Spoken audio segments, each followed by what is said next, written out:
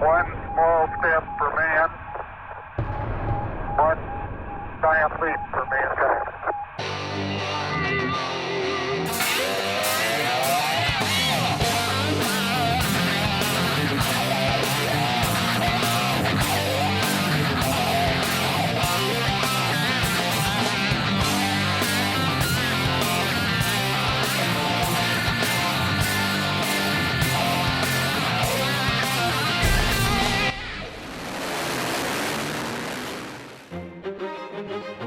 On this week's episode of Blood, Sweat and Gears, we meet one of the legends of endurance motorcycling.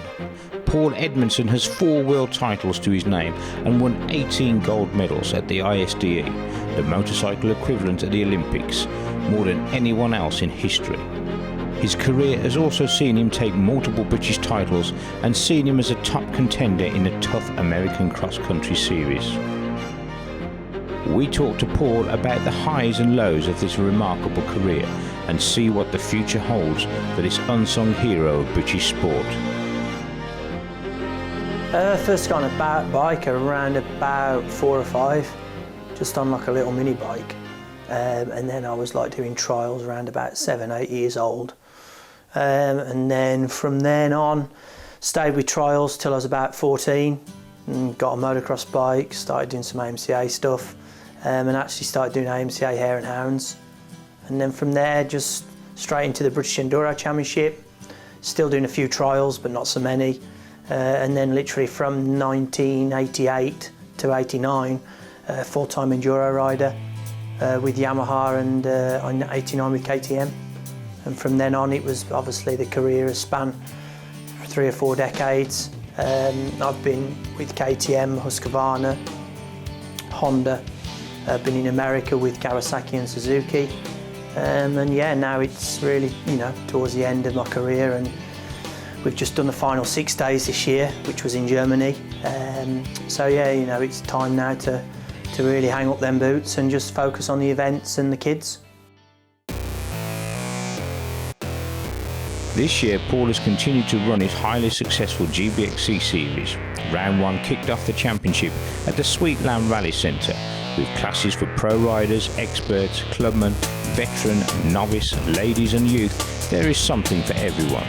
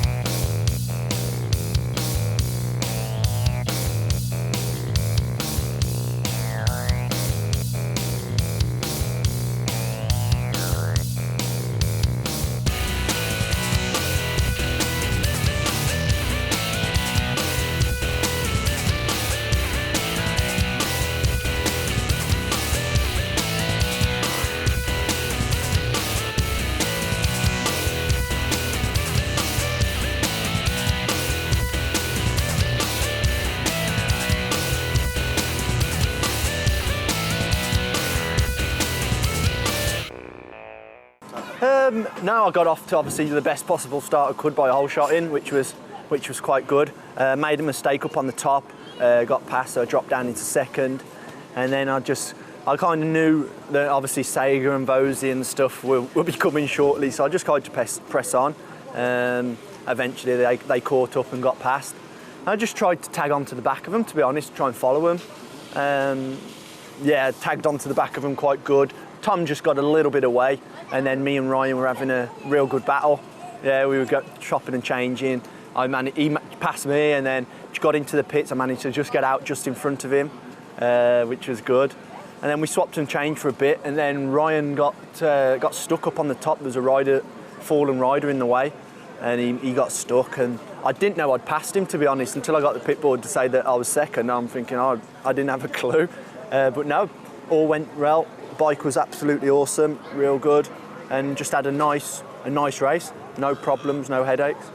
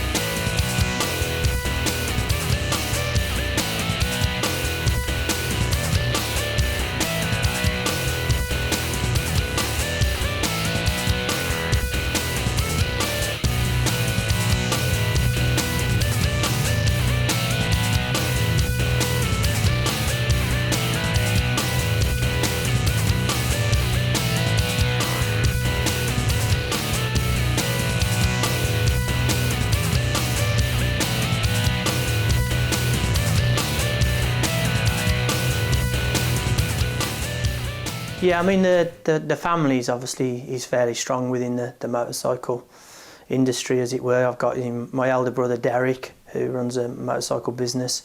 I've also got younger brother Lee. He actually rides for Derek at the moment. He has ridden for myself in previous years, but yeah, he's currently riding for him. And yeah, kind of semi-professional rider. Then there's obviously, myself with my side of the family, which I've got two boys, Jack and Harry. And as most people know, they are, riding quite a lot at the moment. Jack especially is doing pretty good. And we've just moved Harry up to the next size bike, so again, it's going to be another 12 months before he really gets to grips with that. But no, we're looking for them to have a good time with the racing. But yeah, as a family, we've been very strong over the years. Yeah, I mean, my dad was a racer. He was a very good centre runner, and I believe he was fairly good national level as well. But my dad was one of these people that, again, he had a business to run, so it was difficult for him to maybe go down the route of the Lampkins and people like that, where they were chasing World Championship glory. I don't think my dad was quite in that league, but then again, it's like anything when you race locally, there's always good competitors that are very fast in the local area, and I believe my dad was one of them. I think so. I think because they're around the motorcycle people and riders and that, it just kind of seems to come naturally to them, and especially from our background, we're lucky to have two great kids, and they're lucky to have a dad that, I think knows quite a bit about the sport, and that I can help them, and hopefully keep them safe on the bike, give them some good advice. But yeah, I mean, there's obviously something in the genes there, because, Jack's really progressing well at the moment. Obviously my brother Derek, I mean, he was a great rider, European Championship, he was, I think, second. He was second overall at the 6 days as well, which again was a hell of an achievement. I've equalled that, but, for two kind of brothers to be second overall at the ISDE, which, is one of the ultimate enduro events that is about, then yeah, again, it's very, very good for us as a family. And like this year was my last year, it was Lee's first year in the trophy team. So yeah, there's a lot of history with the family, with the sport of enduro. Again, my father, he used to build motorbikes, so it's all been kind of passed down, but we're very thankful that we're all here and that we're sharing the good times. And as families are, I think we're really strong as a family now, and we all stick together, and we do try and help each other. And that's something, as I said, I'm sure even when my kids are ready, then, you know, they'll get advice from Lee, they'll get advice from Derek, and, you know, even my dad, he'll be probably giving them what for. But it's, you know, as I said, it's a great time now in my career, and I'm looking forward, you know, to actually the next step, which is taking the kids to hopefully the level that I gained.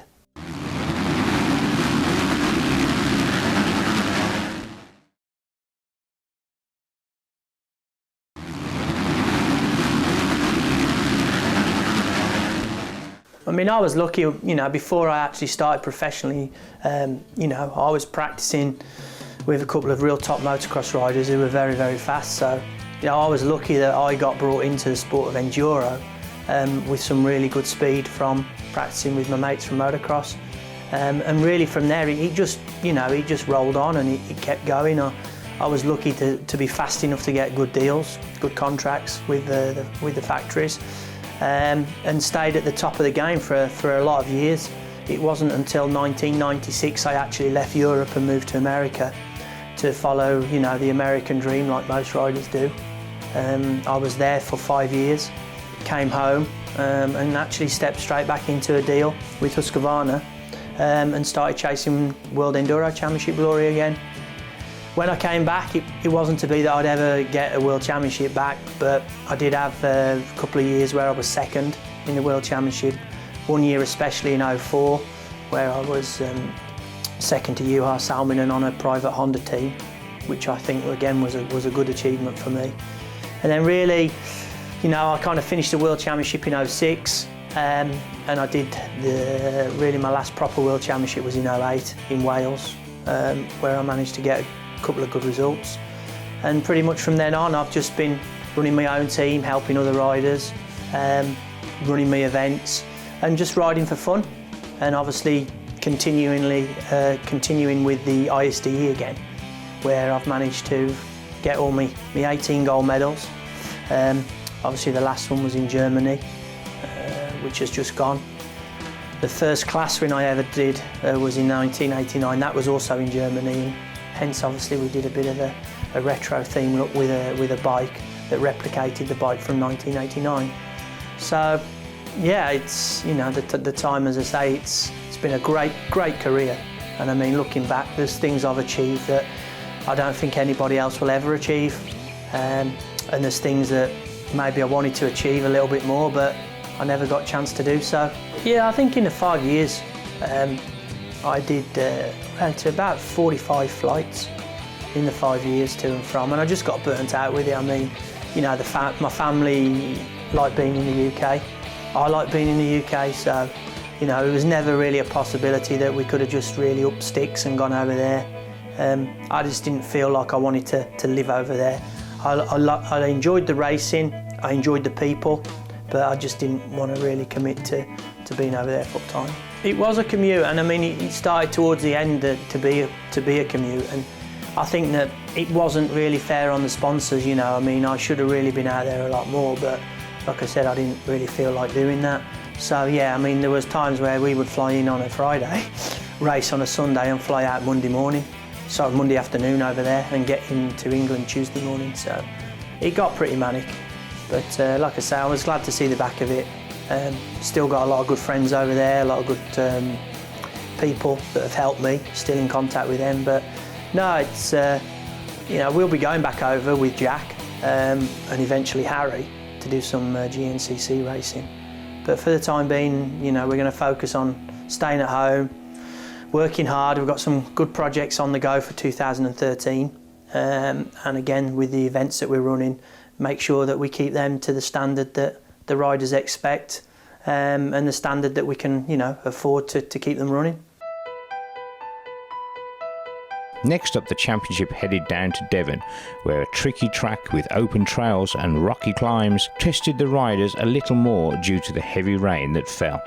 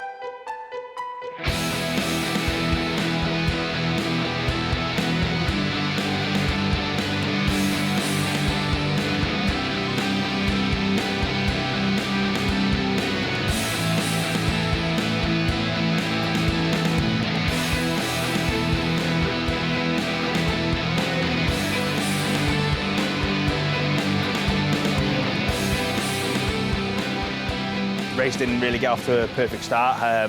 Tried to start in gear, didn't really work out, so I had to obviously put it back into neutral and get going.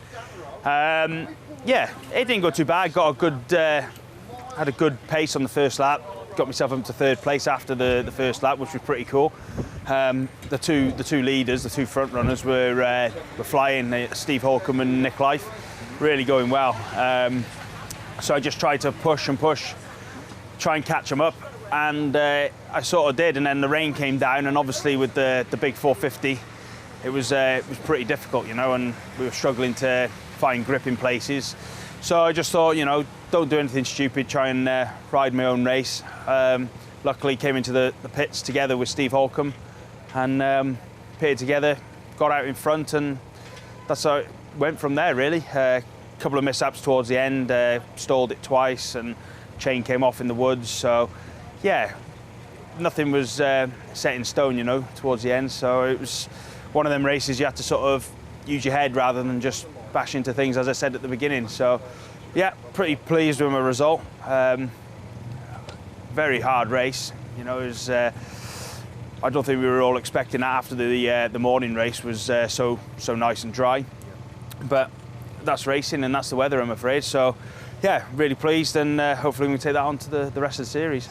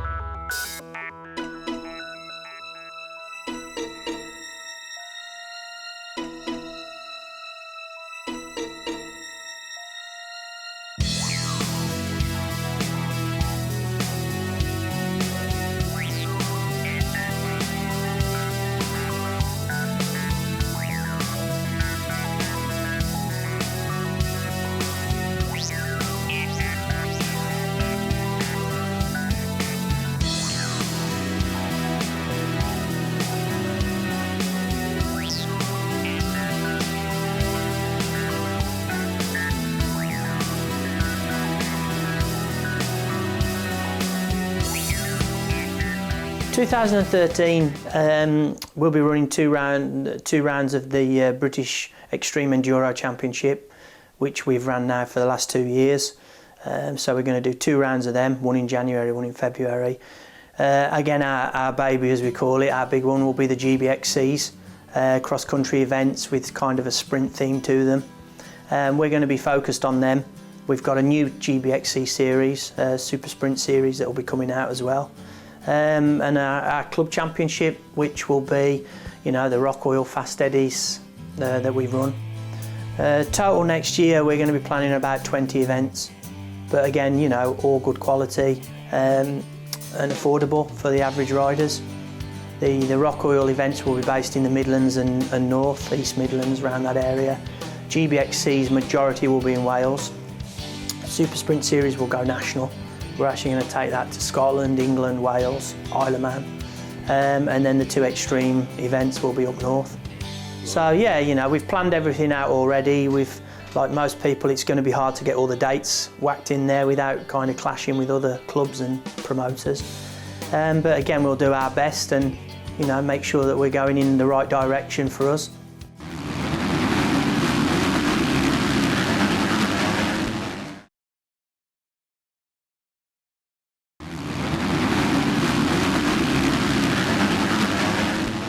It's up and down, you know. I mean, it's like any industry at the moment. The sport is very up and down. The British Enduro Championship, again, you know, like most seasons, it starts off very positive. Rounds, unfortunately, have had to be cancelled due to weather and other problems with, I believe, land and things like that. So, Yeah, it's been a hard year. I strongly believe it'll come back strong next season. I've seen some of the clubs that have potentially got the rounds, and I think it'll be great. Sport in general, again, from the club stuff, that's getting a lot harder. You know, there's a lot more events to choose from. You know, and I think there's a lot of people come in and they're just trying to compete against each other.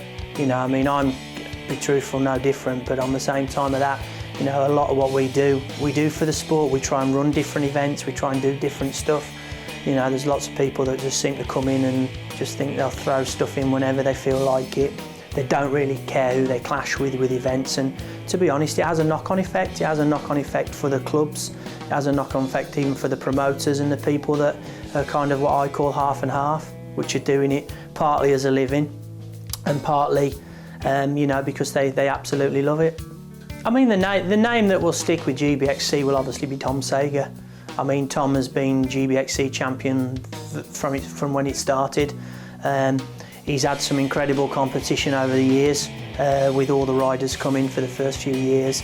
And then again, you know, what we call people just popping in for the odd round that are really, really quick riders. But over the course of the time, Tom's got it figured out. He's been the man that's been the champion. And again, you know, there's been a lot of other riders that have come through the GBXC ranks, such as young Brad Freeman. We've also got established what we call cross-country riders, like your James Jackman, your Derek Bournes, your Wootton brothers. You know, people that really can tramp on, and although maybe not at the top level of British Enduro Championship riders, certainly in a cross-country race would give any rider a run for the money. The good thing about GBXC is obviously we've got so many classes, and each class is so competitive. I mean, our vets class is super competitive, our novice sportsmen, and even our youth riders now that ride what we call with the big boys. We've got a group from the youth 12 to 16 class, again, which Jack came through, young Brad Freeman has come through it, and again, there's lots of other riders out there now that are progressing, and through that class, you know, actually finishing in the top 3 overall of the GBXC morning race, which is a hell of an achievement considering they actually start on the second row. Round 3 moved back to Wales, and in contrast to the wet conditions faced in Devon, the riders enjoyed beautiful weather on a track expertly laid out by Paul and his team. The tracks laid out by Paul show his understanding of what the riders want, challenging enough for the pro riders, but still rideable for riders of all abilities.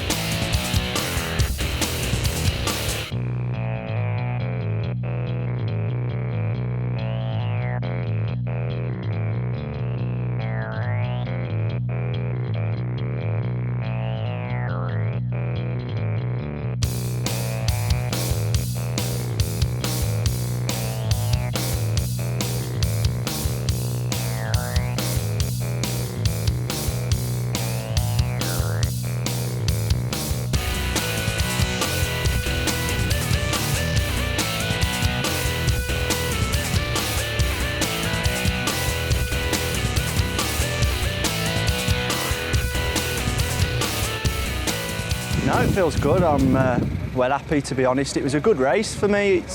It's, from start to finish. I didn't get a good start. I was about 5th. Come up to 3rd, and there was like Ryan Vose was 2nd, and Carl Jones had got the old shot. Just kind of got into a nice rhythm, to be honest, and just didn't push too hard or weren't going out of my skin. I just knew that weren't going to be won and lost in the first hour, not with this heat and stuff like that, and how rough the track was. So I just got, eventually, after about 40 minutes, caught onto the back of Vose. He then pulled out, and then just basically caught up to Carl on. There was bits of the track that was, you know what I mean, you just had to ride, and then there's the bits that you could race on. and I caught up onto the back of him, the bits that you could ride. You could put the hammer down, and I got past him, and as I say, I just rode my own race from there. Really, it was pretty good. Not too bad. I didn't have to push at any time to break away or anything like that. Just consistent.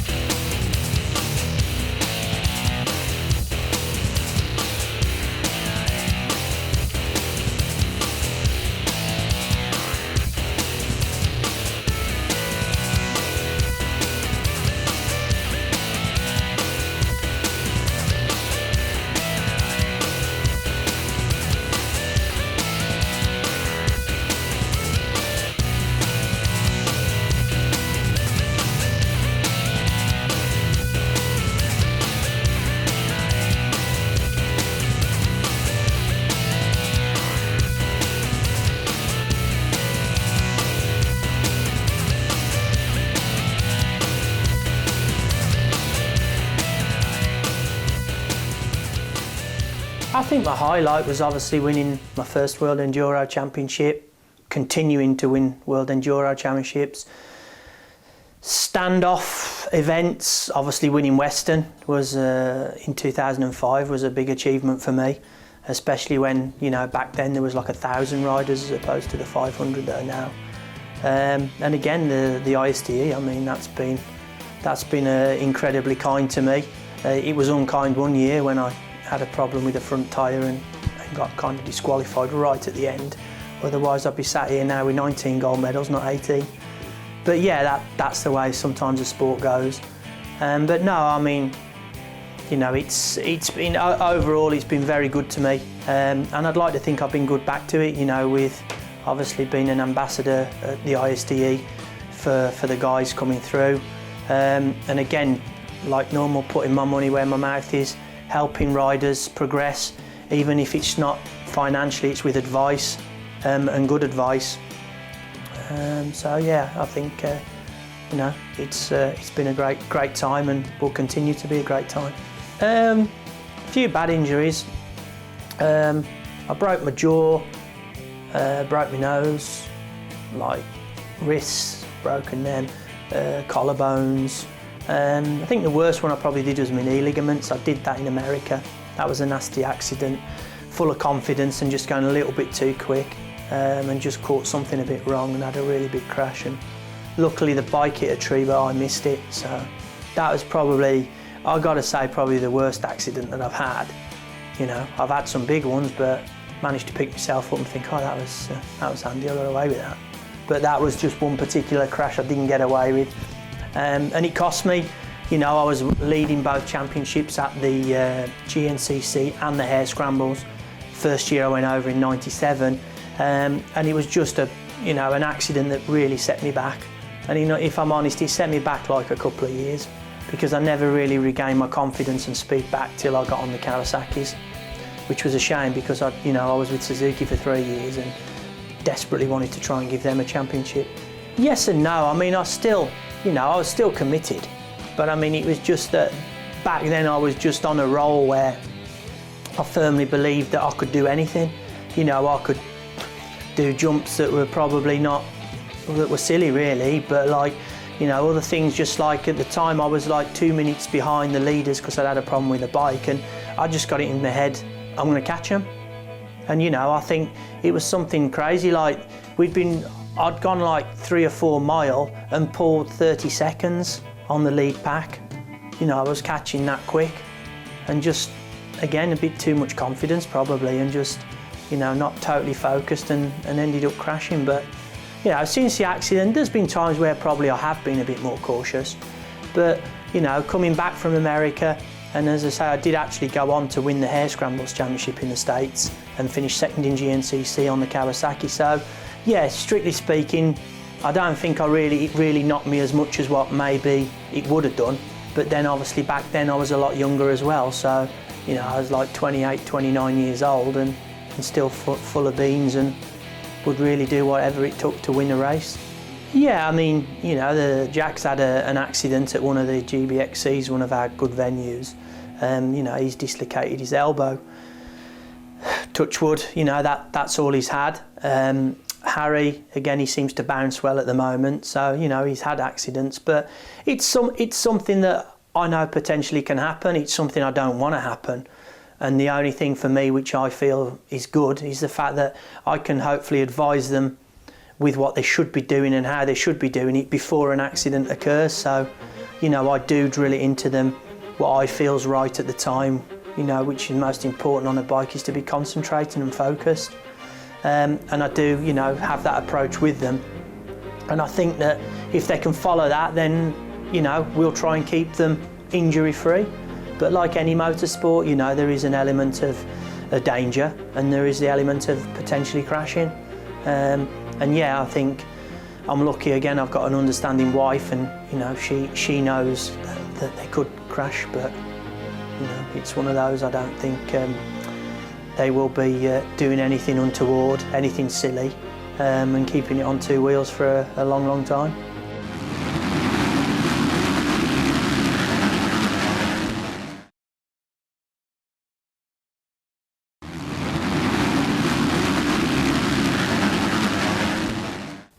Favourite of the bike, it's difficult. I mean, my first ever World Championship winning 125 KTM was an incredible bike.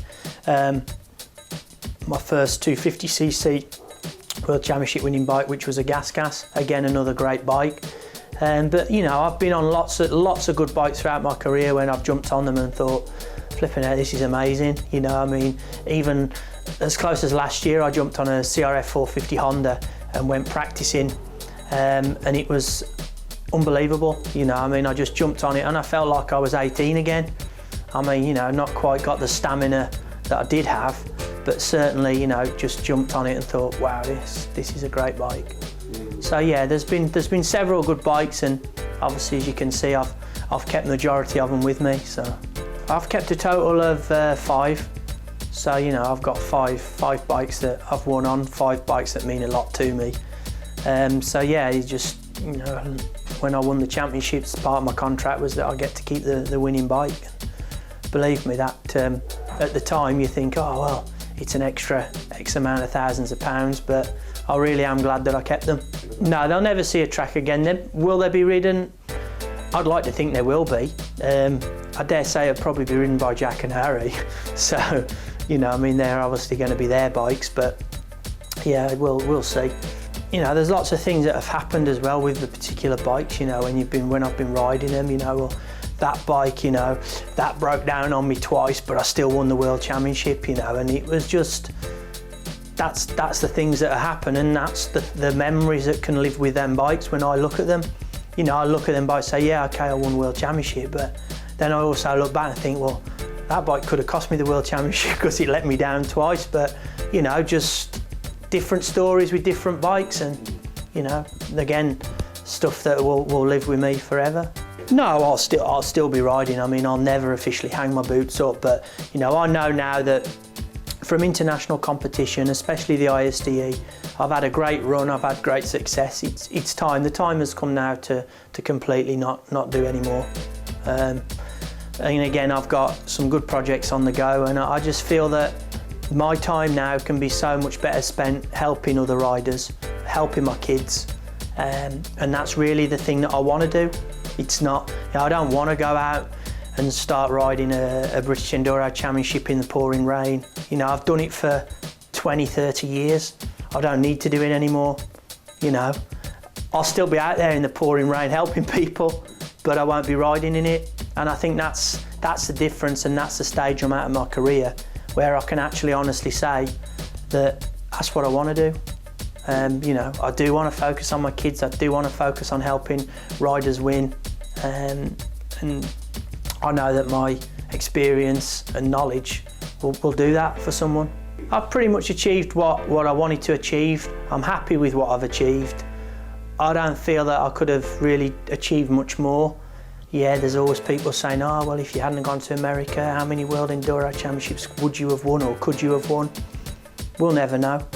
But the 5 years I had in America, you know, I had some great times, I had some bad times, but, you know, overall, I'm happy with the decisions I've made throughout my career, changing brands, changing direction, and even kind of coming back to where I started. That's for me that I'm happy with that, you know. I was very pleased with the results, very pleased with who I've met, what I've done. And like most people, met some great people, I met some idiots, but that's parcel of life and with the sport that we're in. Like I said to you, you know, there's a lot of people out there that I respect, but there's a lot of people also that I don't. The championship then moved to Berwyn Leisure Park, set in surroundings that instantly made you want to go out and ride. Again, expertly laid out, giving tight twisted trails and technical sections coupled with open mountain terrain, this round would leave all the competitors smiling after a tough but fun day's competition.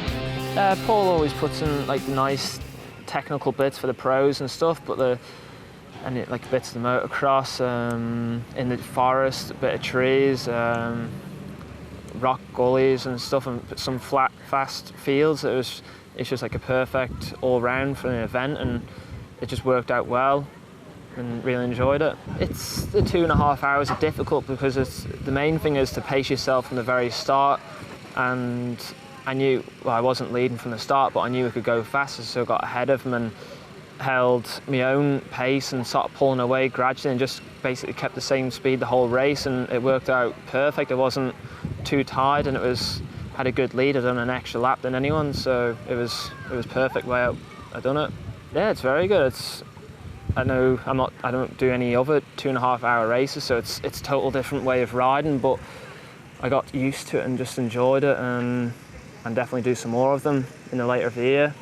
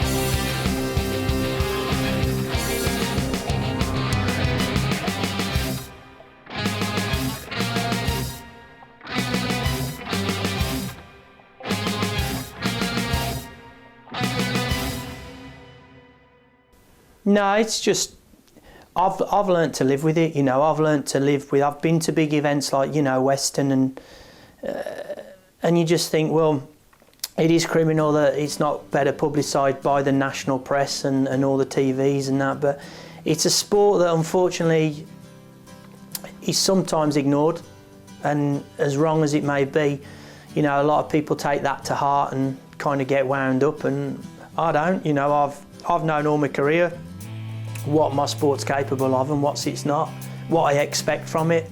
You know, I mean, I was lucky that many years ago, you know, I've been to London and met a lot of people. I've been to galas and done all that stuff, you know, because I think back then it was actually more prestigious and recognised than it was now.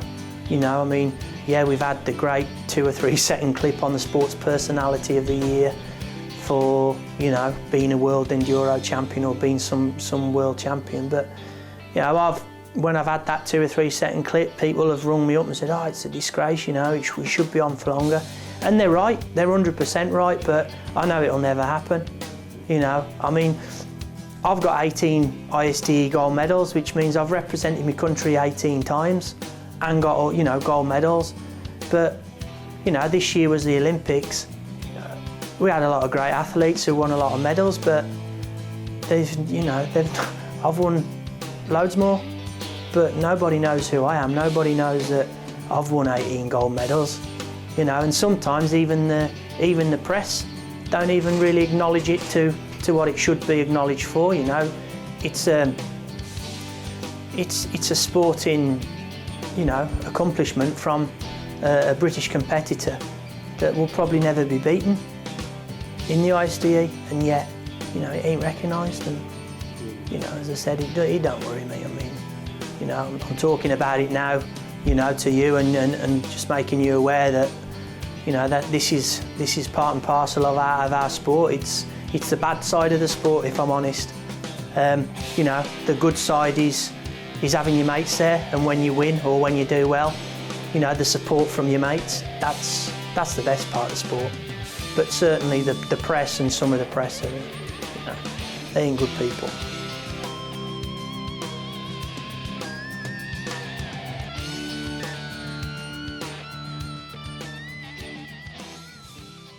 Pretty good, isn't it? Yeah. Oh. Time for a coffee. Yeah.